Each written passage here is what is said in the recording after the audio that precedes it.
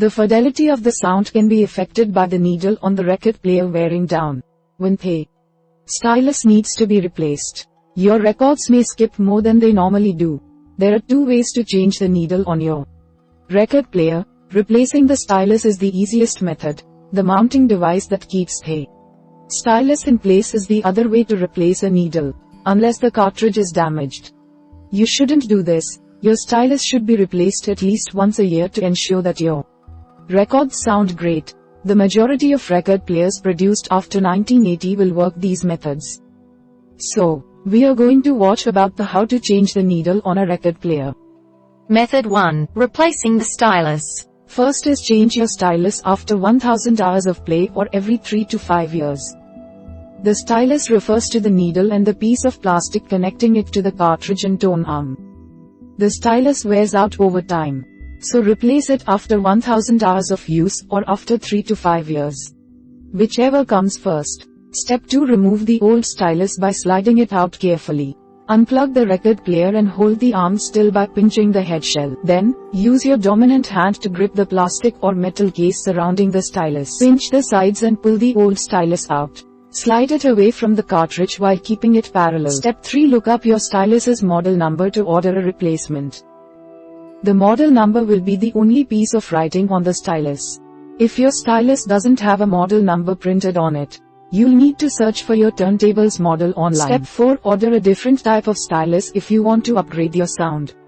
There are 4 main stylus models, and each has their own benefits and drawbacks. Check a stylus manufacturer's website to find out if a new stylus will fit on your brand of turntable. Keep in mind, unless you have a great ear, you may. Finally, slide the new stylus into the cartridge with the needle pointing down. Wear rubber gloves when you handle your new stylus and avoid touching the needle. Slide the stylus into the cartridge and press it into the slot until you hear a click. Some styluses won't make a clicking noise. Method 2. Changing the cartridge. First is replace your cartridge if your old piece is damaged. After the stylus, the cartridge is the most likely piece to require replacement. Cartridges typically last a longer time than styluses. You can tell if your cartridge is damaged if the sound cuts in and out. Step 2. Purchase a replacement cartridge online by searching for your turntable. When looking to upgrade your cartridge, look for cartridges with an aluminum cantilever and a trackability of 60 micrometers or higher. Aluminum cantilevers tend to be the most consistent, while a high trackability will ensure accurate sound. Step 3. Remove the stylus and disconnect the wires if necessary. Take the stylus out of the cartridge by bracing the head shell and sliding it out by hand. If you have a higher-end record player, use a pair of needle nose pliers to gently pull each of the 4 wires out. Step 4. Use a small flathead screwdriver to remove the screws on top. There are 2 screws connecting the cartridge to the head shell. Hold the tone arm in place with your non-dominant hand and unscrew these screws. With the screws removed, slide the cartridge out of the slot by hand. Step 5. Hold your new cartridge's screw slots under the head shell if it's screwed in. You won't damage your cartridge by touching it so long as you don't press on the location where the stylus slides into the front. Hold your new cartridge by the back end to avoid damaging this area. Adjust the location of the cartridge until the openings at the top of the heads. Step 6. Align your cartridge so that the sides are flush with the head shell.